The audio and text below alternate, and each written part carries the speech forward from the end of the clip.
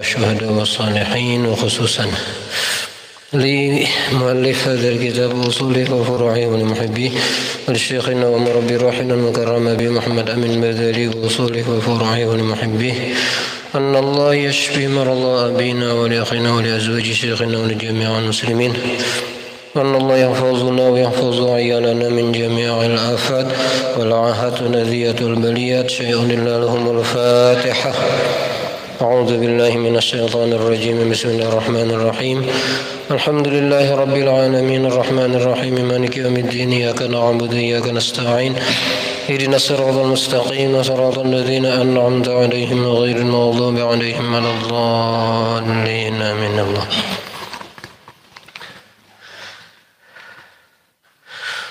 بسم الله الرحمن الرحيم. الحمد لله رب العالمين والصلاة والسلام على أشرف المرسلين سيدنا ومولانا محمد الأمين وعلى آله وصحبه إلى يوم الدين. أما بعد، قال المؤلف رحمه الله تعالى ونفعنا به وبعلومه في الدارين آمين يا رب العالمين. Berkata Habib Utsman bin Abdullah bin Aqil bin Yahya Mufti Batawi, bermula wajib atas tiap-tiap mukallaf beriktikad bahwasanya Nabi Muhammad sallallahu alaihi wasallam diberanakan di negeri Makkatul Musyarrafah yang mulia.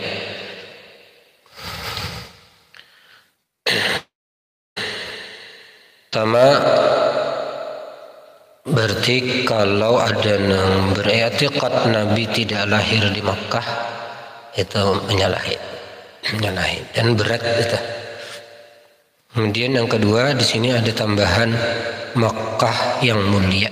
Siapa yang menghinakan negeri Makkah kada pas juga dengan beberapa pertunjukan daripada Allah Ta'ala akan kemuliaannya Nabi Muhammad sallallahu alaihi wasallam di waktu diberanakan oleh ibunya. Dan yang kedua, di samping diwajibkan kita mengiktikad akan Nabi lahir di Makkah, juga wajib membenarkan dan meyakini serta membenarkan di dalam hati kita atau mengiktikadkan bahwasanya Nabi ini itu bahwa kejadian-kejadian semasa Nabi dilahirkan itu benar adanya.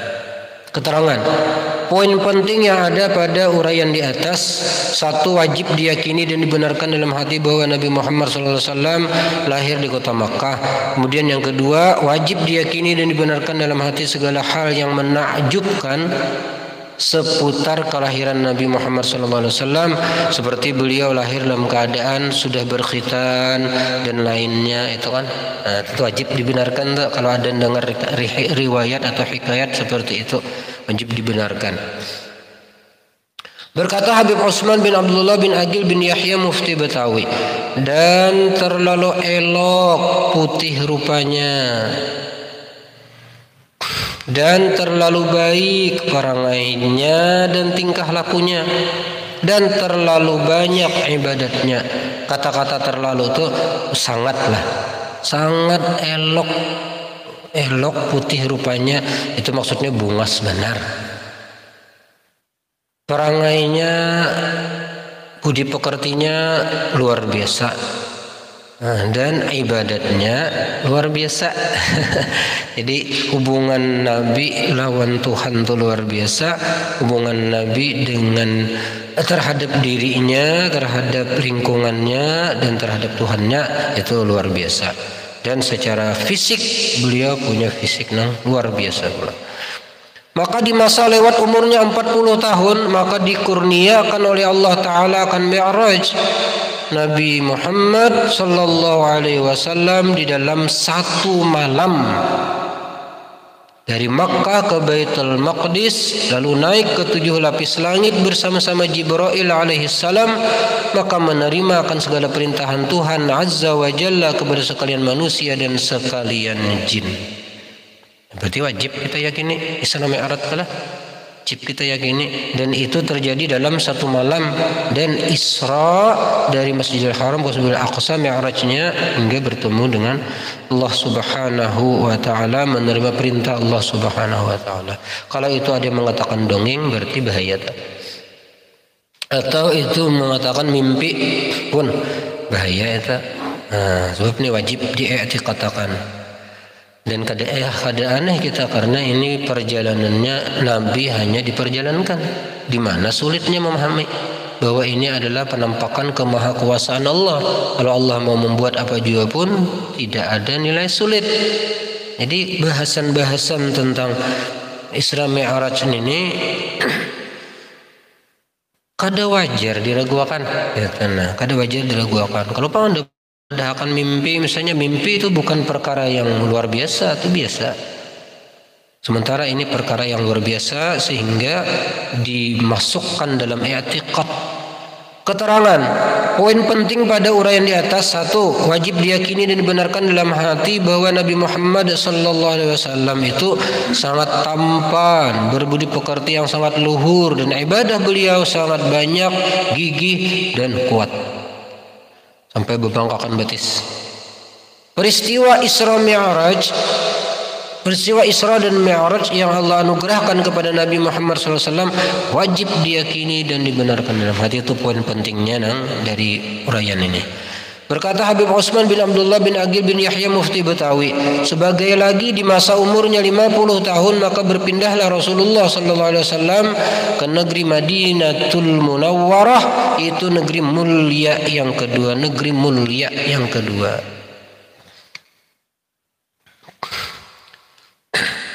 Syahdan, maka di masa umurnya 63 tahun maka Rasulullah SAW di negeri Madinah maka tinggal. Maka Rasulullah SAW wafat di negeri Madinah. Maka disitulah dikuburkannya. Untung negeri Madinah, untung Thaibah. Karena dikandung jasad Rasulullah di sana. Maka Nabi bersabda, man zara qabri wajabat syafaati, siapa yang menziarahi kuburku pastilah dia beroleh syafaatku, pasti. Itu Nabi menjamin. Nabi Siddiq, dan Nabi itu bila berkata sidin mau kada tabligh, kada menyampaikan apa yang disuruh sampaikan oleh Allah. Kita diyakini apa yang sampaikan Nabi itu kada nafsu sidin tapi wahyu yang Allah perintahkan, dan kada mau berdusta. Jadi ini jangan sama sekali kita meragukan. Makanya julun terpenting kita di Madinah itu ziarah sebenarnya. Kada memaksudkan meremehkan ibadah yang lain seperti salat di masjid, membaca Quran, bukan. Tapi terpenting dari itu adalah ziarah. Banyak ziarah. Sebab sekali ziarah itu sudah mewajibkan kita beroleh syafaat dari Rasulullah SAW. Kita ni mulai hidup ini dapat syafaat Rasulullah, hingga ketika wafat pun kita dapat syafaat Rasulullah. Ketika berada di alam akhirat pun kita tidak lepas dari syafaatnya Rasulullah SAW. Keterangan poin penting pada uraian di atas: pertama, wajib diyakini dan dibenarkan dalam hati akan hijrahnya Nabi Muhammad SAW ketika berumur 50 tahunan. Kada persis 50, tapi 50 tahunan kita aja paling selamat, paling nyaman, paling kada batahaan. Wajib diyakini dan dibenarkan dalam hati bahwa kota Madinah adalah kota mulia sesudah kota Makkah. Wajib diyakini dan dibenarkan dalam hati poin yang ketiga bahwa Nabi Muhammad SAW wafat dan dimakamkan di kota Madinah Al-Munawwarah. Berkata Habib Utsman bin Abdullah bin Aqil bin Yahya Mufti Betawi, sebagai lagi wajib diketahui akan nama ayahanda dan bunda Rasulullah SAW. Dan demikian pula kata setengah daripada ulama bahwa wajib mengetahui akan nama-nama anak bininya Rasulullah SAW, wajib juga. Dan sampai sedemikianlah Nabi itu mesti dikenali. Dan inilah yang tersebut di bawah ini hitungan sekalian mereka itu, dengan tambah lagi, maksudnya di samping anak-anak kuitan Nabi tadilah, anak-anak Nabi dan istri-istri Nabi, tambah lagi sama-sama 4 sahabat, ya kan? Dan cucunya Rasulullah juga diketahui juga, dan mama susunya radhiyallahu anhum. Nah, jadi mama susu Rasulullah, siapa yang menyusui Rasulullah yang terhitung jadi mama Sidin, kemudian cucu-cucu Sidin, sahabat-sahabat Nabi juga diketahui. Ayahanda Nabi Muhammad sallallahu alaihi wasallam bernama Abdullah bin Abdul Muttalib bin Hashim bin Abdul Manaf bin Qusay bin Kilab. Ibunda Nabi Muhammad sallallahu alaihi wasallam bernama Aminah binti Wahab. Sampai itu saja wajib. Sebenarnya pertemuan sampai ke Kilab juga mama Nabi itu. Tapi yang diwajibkan sampai di Wahab aja. Kalau Abbasidin sampai ke Kilab. Muhammad bin Abdullah bin Abdul Muttalib bin Hashim bin Abdul Manaf bin Qusay bin Kilab. Kalau Mama Sidin cukup binti Wahab. Aminah Az-Zuhriyah binti Wahab. Anak-anak Nabi Muhammad SAW ada 7 orang, yaitu Qasim, Abdullah. Gelar Abdullah ini Tahir dan Tayyib. Tayyib dan Tahir. Ibrahim, Fatimah, Zainab, Ruqayyah dan Ummu Kulthum. Itulah urutan dari Habib Utsman, jangan diubah. Kenapa maka Fatimah kedahulu pada Zainab, Ruqayyah dan Ummu Kulthum? Itulah sudah, jangan diubah. Jangan diubah. Luar biasa Habib Utsman ya. Nyusun ngaran anak-anak aja Nabi, ngaran anak-anak Nabi aja kada mau tak. Analah padahal aja kan berdahulu Zainab lah, maka Fatimah. Karena sangat diistimewakan oleh Allah Sayyidah Fatimah Az-Zuhriyah Az-Zahra itu, Fatimah Az-Zahra itu dibanding anak sidin yang lain. Allah menghendaki cucu Nabi Muhammad SAW yang wajib diketahui yaitu Hasan dan Husain. Ada yang lain Muhsin dan sebagainya lah, tapi yang wajib diketahui Hasan dan Husain. Al-Hasan thumma Al-Husain, yalah. Ibu susu Nabi Muhammad SAW yaitu Suwaibatul Aslamiyah dan Halimatus Sa'diyah. Istri-istri Nabi Muhammad SAW yaitu Aisyah, Hafsah, Saudah, Safiyah, Maimunah, Ramlah, Hindun, Zainab binti Jahsy dan Juwairiyah. Itu yang disebut itu adalah istri-istri beliau yang wafat setelah wafatnya beliau. Kalau istri beliau yang wafat sebelum wafatnya beliau yaitu Sayyidah Khadijah Al-Kubra dan Sayyidah Zainab binti Khuzaimah. Yang tadi kan Zainab binti Jahsy lah. Itu Zainab binti Jahsy wafat setelah wafatnya Rasulullah. Kalau Zainab binti Khuzaimah wafat sebelum wafatnya Rasulullah, sebagaimana Sayyidah Khadijah Al-Kubra. Paman dan bibi Nabi Muhammad SAW yaitu Hamzah, Abbas dan Safiyah, seorang perempuan. Safiyah. Paman Nabi Hamzah dan Abbas. Kenapa nang Abu Lahab ada dibuat? Ada tuh Habib Utsman ada membuatlah. Kemudian sahabat Nabi Muhammad SAW yang pilihan yaitu Abu Bakar. Nah pilihan nih punya siapapun yang sezaman dan Nabi beriman sidin sahabat, dan kita wajib kada boleh ma'iktirat nang kada bagus. Ma'iktirat maksudnya hati kita nih kada bagus dengan mereka itu. Misalnya ada pertentangan antar sahabat sehingga terjadi perang, kada boleh kita mengiktirat. Sayyidah Aisyah dengan sahabat, ada kalau sampai perang Jamal, itu kada boleh. Itu perang Siffin. Ada kalau pertentangan antar sahabat menimbulkan perang saudara, ada perang Jamal, ada perang Siffin dan sebagainya. Misalnya itu kita jangan umpatan, kita tawakuf saja. Dua-duanya tuh berijtihad, mereka benar dua-duanya, cuma beda ijtihad. Jangan sampai kita memihak, menyalahkan yang satunya maksudnya tuh. Sebab mereka sudah dijamin oleh Allah Subhanahu wa taala, ashabi kan nujum idza tadaitum iqtadaitum. Semua sahabatku itu laksana bintang mereka. Bila mereka memberikan petunjuk ikuti. Cuma memang 4 nih teristimewa. Alaikum bisunnati wa sunnatil khulafa'ir rasyidin al mahdiyyin. Addu 'alaiha bin nawajiz.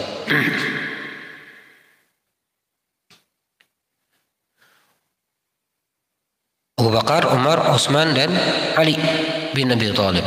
Keterangan. Tapi berataan sahabat itu Sayyidina Abu Bakar wafat biasalah. Nang Sayyidina Umar dibunuh orang, Sayyidina Utsman dibunuh orang, Sayyidina Ali dibunuh orang. Sayyidina Utsman isu di kerajaan, di pemerintahan Sidin macam-macam, dituduh macam-macam hingga sampai maulah rakyatnya itu benci lawan Sidin dan dibunuh. Sidin kata bisa pandir menolak isu tuh, dia bisa pandir. Sayyidina Ali dibunuh orang dia. Jadi ya itulah semua isunya isu agama.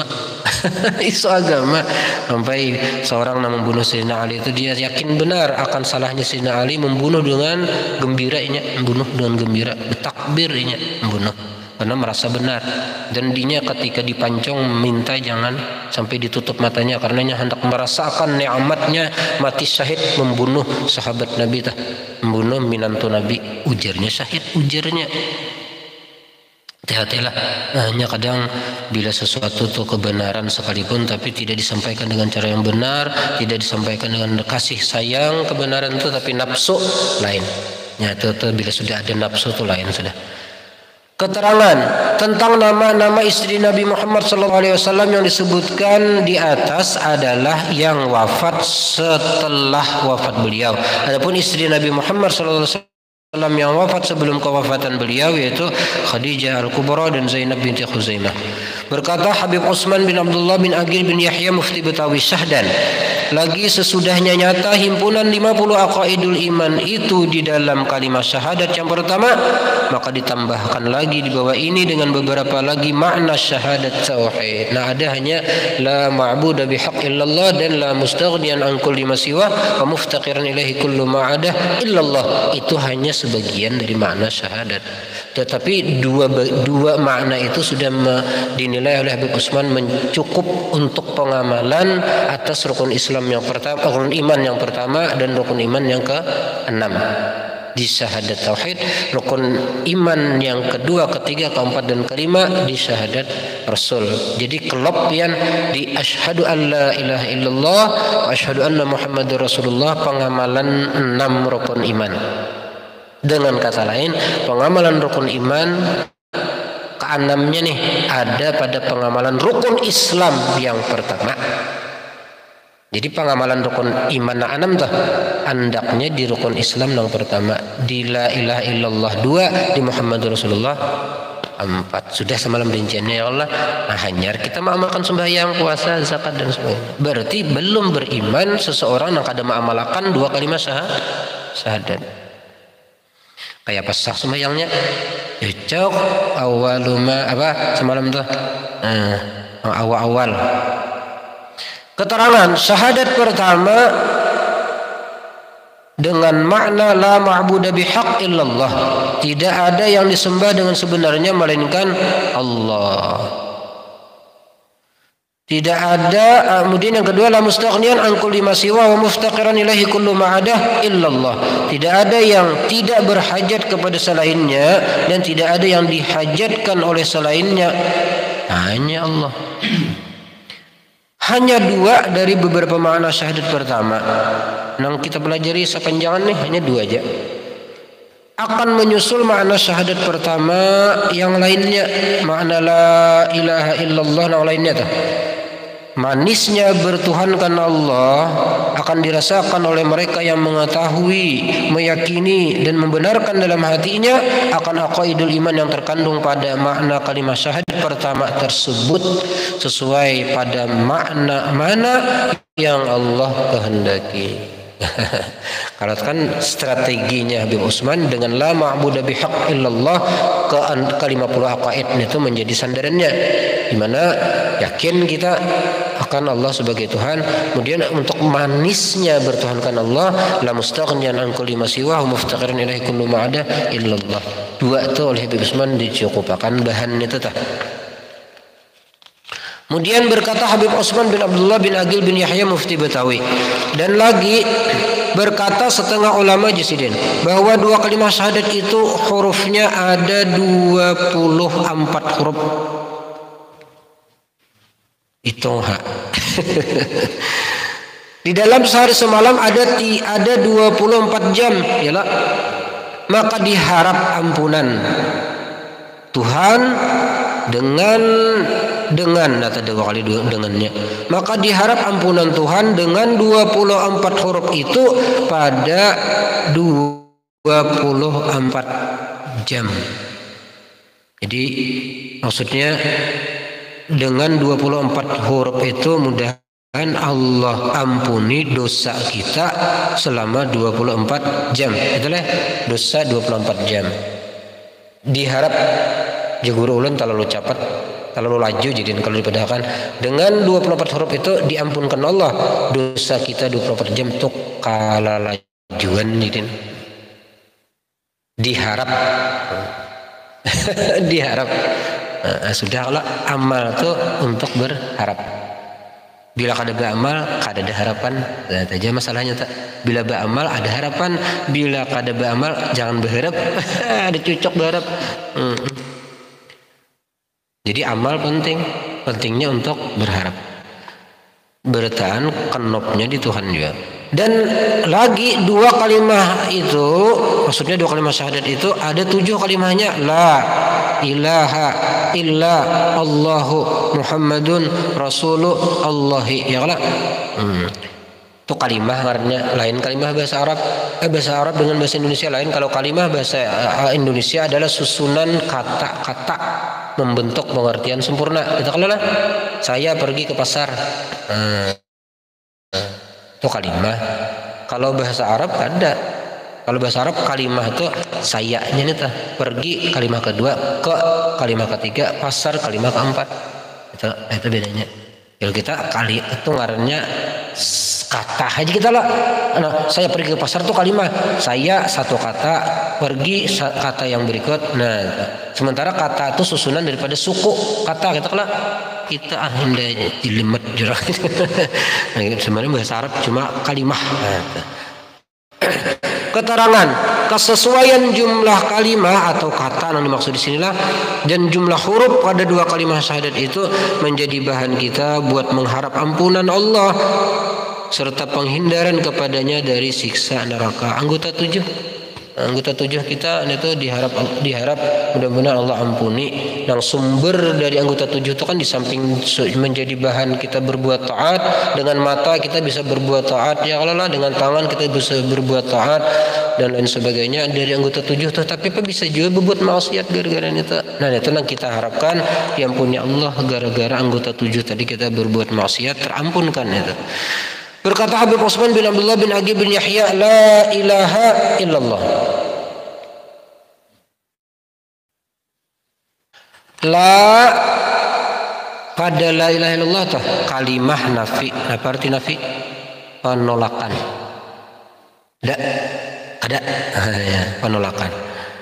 La kemudian ilaha kalimah manfi. Apa maksud manfi? Sasaran penolakan. Illa kalimah isbat. Bila adalah kemudian ada illa, nah berarti isbat. Isbat itu apa bahasa kitanya? Penetapan. Allah musbat yang ditetapkan. Kata la ilaha maknanya tidak ada yang disembah dengan sebenarnya.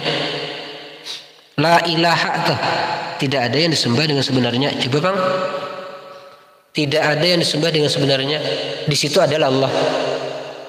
Ulang. Di la ilaha itu adalah Allah sudah. La ilaha artinya tidak ada yang disembah dengan sebenarnya. Ada Allah lah. Kata-kata dengan sebenarnya tuh nah. La ma'budu bihaq. Tidak ada yang disembah dengan sebenarnya. Berarti kita memadahkan Allah yang disembah dengan sebenarnya. Iyalah dulu. Banyak orang bahari sebelum la itu muncul, nah itu sudah ada iman. Amun la ilaha illallah hanya percaya Allah sebagai Tuhan, itu berarti waktu menyebut la itu belum beriman. Di la ilaha itu aja sudah ada Allah sebagai Tuhan yang disembah dengan sebenarnya. Itu hanya reaksi dari aksi orang-orang kafir nang madahkan ada Tuhan lain Allah. Caka tidak ranayan naik kita ranai lah kita ada. Beritaan itu lain Tuhan, makhluk beritaan pokoknya selain Allah tuh alam nang dituhankan mereka itu pun bagian daripada makhluk. Berarti kan ada kisah Allah selain daripada selain Allah tuh sebagai Tuhan ada kisah itu. Jadi penolakan ini lantaran ada reaksi tadi. Lantaran bentuk reaksi atas aksi. Pada makna yang terkandung pemahaman bahwa pada makna itu adalah pada makna itu intonasinya gitu bacanya. Pada makna itu terkandung pemahaman bahwa tidak ada yang benar disembah. Hanya Allah lah yang benar disembah di kalimah la ilaha. Untuk mengingatkan kembali bahwa makna ilah atau Tuhan adalah yang disembah dengan sebenarnya. Dengan demikian wajarlah bila mana kata la pada kalimah la ilaha itu bermakna nafi atau penolakan. Ini wajar kalau makna la itu penolakan. Kenapa? Sebab sudah ada iman di hati kita. Hibak sudah ada muat lagi. Ada muat lagi wadahnya nih sudah ada muat lagi. Nah lain pada Allah kada payo. Ada payo. Dalam artian kata la dilafazkan sebagai reaksi atas adanya pengakuan yang tidak benar atas nilai ketuhanan. Baik yang sumbernya di diri kita nilai ketuhanan tadi. Ya kalau kita bisa bakaku Tuhan. Benok ada sadarnya kalau sombong itu masuk pengakuan Tuhan tuh. Apakah dinisbahkan kepada kemampuan kita tuh? Istighfar gitulah. Mereka yang melafazkan kata la sudah ada iman di hatinya bahwa hanya Allah Tuhan. Maksudnya hanya Allah yang disembah dengan sebenarnya. Selain Allah, siapa dan apapun itu semuanya abid hamba. Sangatlah wajar bila kalimah kalimah illallah sangatlah wajar kalau kalimah illallah sebagai pengukuhan atas ketuhanan Allah. Isbat itu maksudnya pengukuhan. Dikukuhakan, iya sudah pengukuhan dan ada lagi. Jadi illallah itu hanya pengukuhan.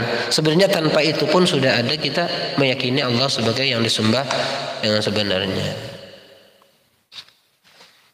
Simpulnya bila ada nafi ada isbat.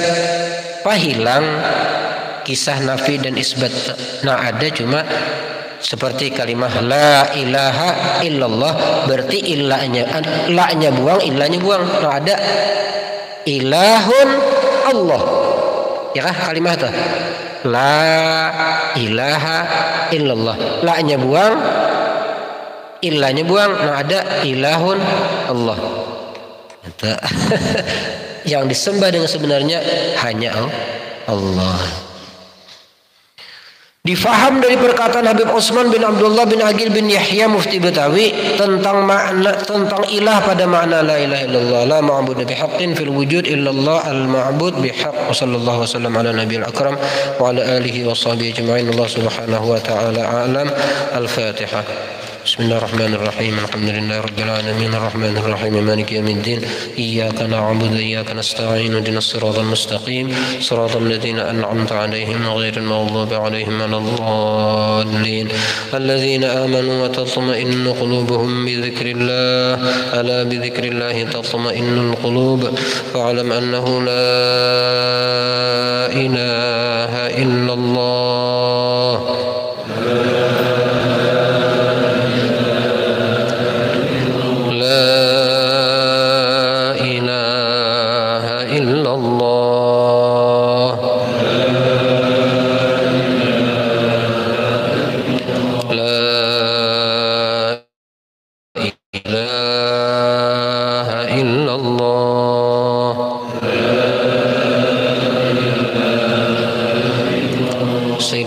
Rasulullah sallallahu الله عليه وسلم كلمة حق عليها نحيا وعليها نموت وبها نبعث إن شاء الله تعالى من الآمنين. آمين الله يا رب العالمين. بسم الله الرحمن الرحيم. الحمد لله رب العالمين، والصلاة والسلام على أشرف المرسلين سيدنا ومولانا محمد الأمين وعلى آله وصحبه إلى يوم الدين. بجاه نبيك المصطفى ورسولك المرتضى طهر قلوبنا من كل وصف يباعدنا عن مشاهدتك ومحبتك، ومتنا على السنة والجماعة والشوق إلى لقائك يا ذا الجلال والإكرام. اللهم بارك لنا في ذريتنا، اللهم بارك لنا في ذريتنا، اللهم بارك لنا في ذريتنا ولا تضرهم وفقهم لطاعتك وارزقنا برهم. وصلى الله على سيدنا محمد وعلى آله وصحبه وسلم، والحمد لله رب العالمين. ما شاء الله لا قوة إلا بالله.